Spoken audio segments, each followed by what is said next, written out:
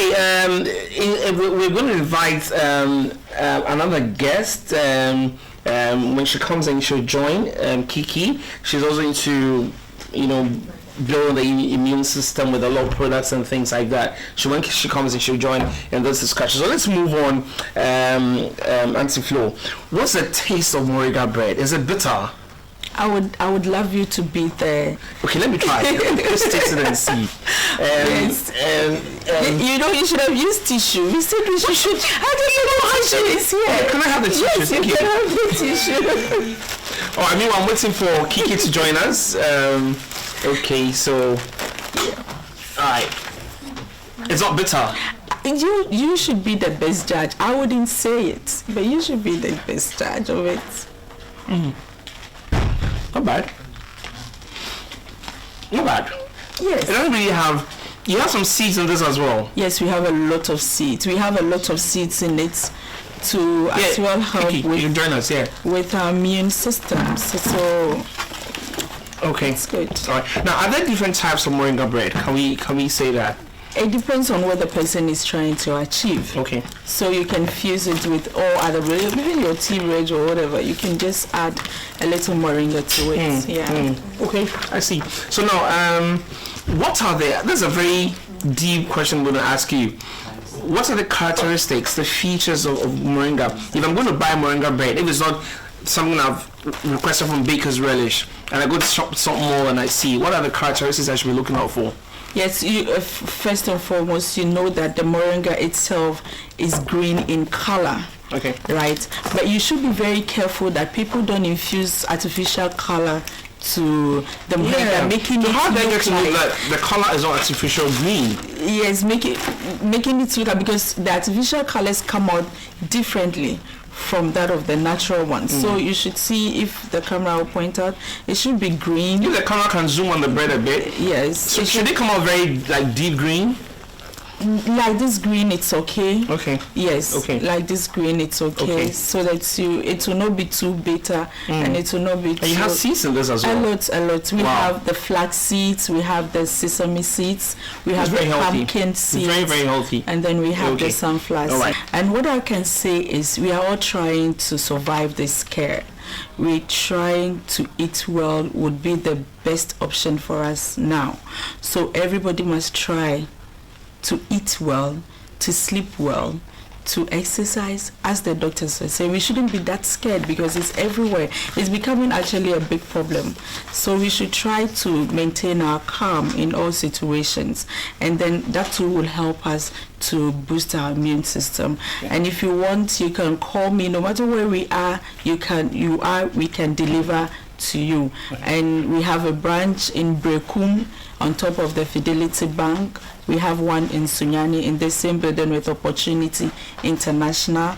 And then we have the Tesano branch. You can get some at Hydro Filling Station, Hydro Filling Station, Mr. Afuakwe's shop. You can get some there. And then when you call us, we'll make sure that you have it. Okay. So we would like to tell people that the new wealth now is our health. Okay. So we should really take good care of it, because okay. Your telephone number? 0244 64 9413. 0244 64 9413. You forgot a number? I do forget. All right, so this has been the BREADUCATION segment.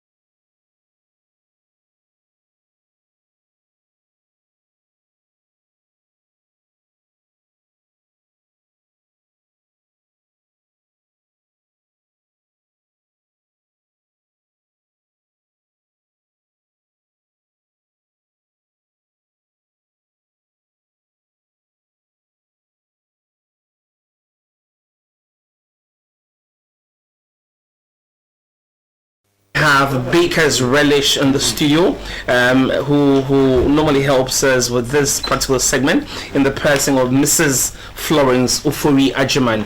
Mrs., good morning. Good morning. You're warmly welcome. Thank you. How are you doing?